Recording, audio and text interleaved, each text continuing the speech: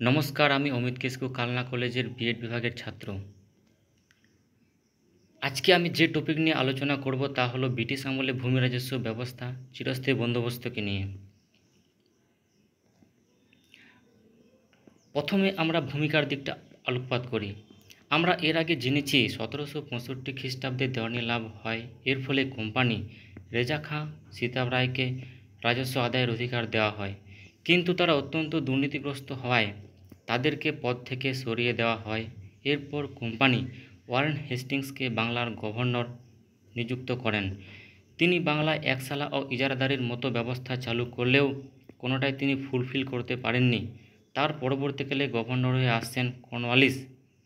নানা পরীক্ষা নিরীক্ষার পর 1793 খ্রিস্টাব্দে তিনি চিরস্থায়ী বন্দোবস্ত প্রবর্তন করেন। এরপরে চিরস্থায়ী ব্যবস্থা নিয়ে বিস্তারিত জেনে নিই।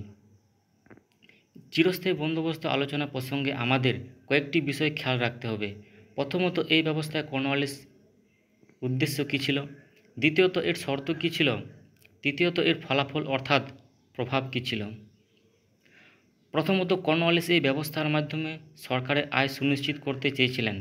এই বন্দোবস্ত হয়েছিল জমিদারের সাথে কৃষকের মধ্যে। জমিদার ছিল জমির মালিক।